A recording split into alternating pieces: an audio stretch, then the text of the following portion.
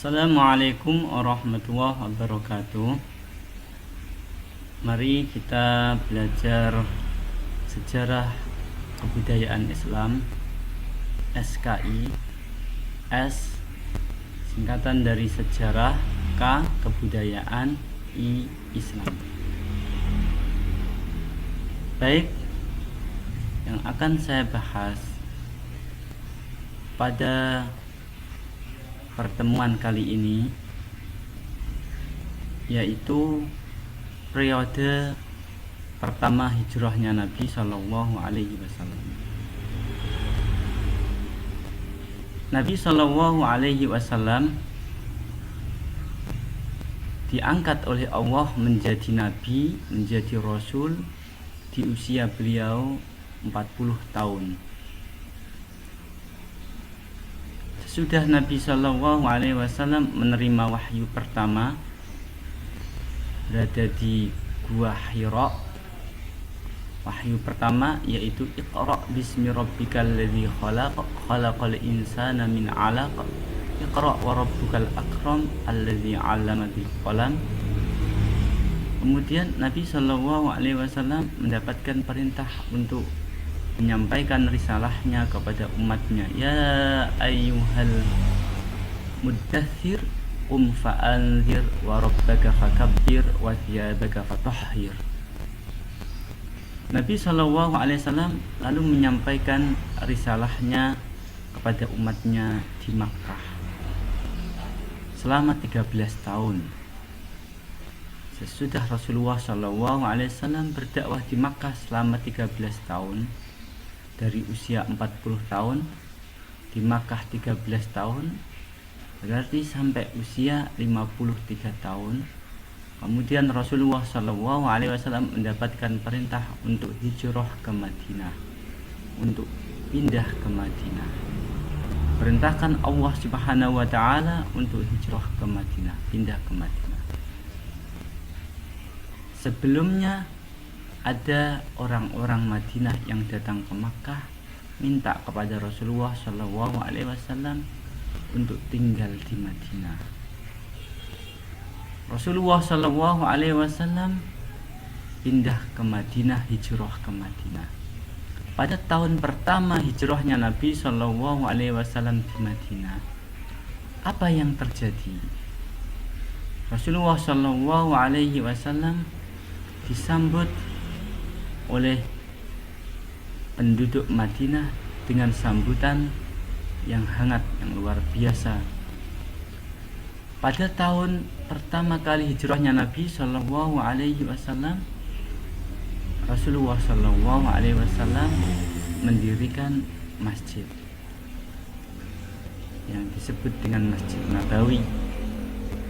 Kemudian di tahun pertamanya hijrah Nabi Shallallahu Alaihi Wasallam, disitulah permulaan azan. Rasulullah Shallallahu Alaihi Wasallam ketika akan mengumandangkan sholat,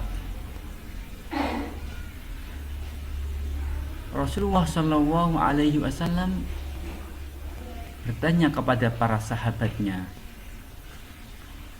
ketika akan sholat, cara mengundangnya seperti apa? Dalam hadis disebutkan, suatu ketika Rasulullah Shallallahu Alaihi Wasallam bermusyawarah tentang tanda-tanda apa yang kita pakai ketika telah tiba waktu sholat. Maka sahabat-sahabat menjawab, ada yang berkata, ketika tiba waktu sholat, maka kita naikkan bendera sebagai tanda bahwasanya waktu sholat telah tiba. Ada sahabat lain yang mengusulkan juga, kita nyalakan api sebagai tanda bahwasanya waktu sholat telah tiba. Sahabat lain ada yang mengusulkan, kita bunyikan trompet. Tetapi usulan-usulan tersebut tidak diterima oleh Rasulullah Shallallahu Alaihi Wasallam. Kemudian sahabat Abdullah bin Zaid bermimpi azan, kalimat azan, diajari kalimat azan, yaitu Allahu Akbar, Allahu Akbar, Allahu Akbar, Allahu Akbar, asyhadu an la ilaha illallah, asyhadu an la ilaha illallah, asyhadu anna Muhammadar Rasulullah, asyhadu anna Muhammadar Rasulullah, sampai pada akhir la ilaha illallah. Kemudian disampaikan kepada Rasulullah Shallallahu Alaihi Wasallam. Lalu disetujui oleh Rasulullah Shallallahu Alaihi Wasallam. Kemudian beliau memerintahkan kepada Abdullah bin Zaid untuk mengajarkan kalimat tersebut kepada sahabat Bilal. Dan sahabat Bilal inilah muadzinnya yang mengumandangkan azan. Ketika itu juga datanglah sahabat Umar bin Khattab. Beliau berkata pula, demi Allah saya telah bermimpi seperti itu juga, yaitu kalimat adzan Allahu Akbar, Allahu Akbar, Allahu Akbar, Allahu Akbar, asyhadu an la ilaha illallah, asyhadu an la ilaha illallah, asyhadu anna Muhammadar Rasulullah, asyhadu anna Muhammadar Rasulullah, sampai pada la ilaha illallah. Itulah awal mula kalimat adzan. Saya ulangi lagi, berarti pada tahun pertama Hijrah, yaitu berdirinya Masjid Nabawi. Yang kedua yaitu permulaan azan. Dua hal ini terjadi pada pertama kali hijrahnya Nabi Shallallahu Alaihi Wasallam. Selanjutnya, perkembangan berikutnya, penambahan lafal azan oleh sahabat Bilal. Azan subuh ditambah dengan lafal as-salatu khairum minan naum. Allahu Akbar, Allahu Akbar, Allahu Akbar, Allahu Akbar, asyhadu an la ilaha illallah, asyhadu an la ilaha illallah, asyhadu anna Muhammadar Rasulullah, asyhadu anna Muhammadar Rasulullah, hayya 'alas shalah, hayya 'alas shalah, hayya 'alal falah, hayya 'alal falah,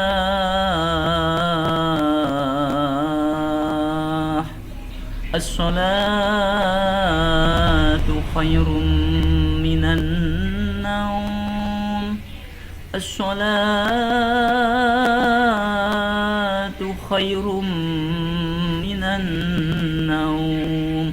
Ada tambahan as-salatu khairum minan naum, dan tambahan itu dari sahabat Bilal. Kemudian juga perkembangan berikutnya azan sholat Jumat. Di zamannya Rasulullah SAW, azan sholat Jumat hanya satu kali. Kemudian pada masanya sahabat Abu Bakar juga hanya satu kali.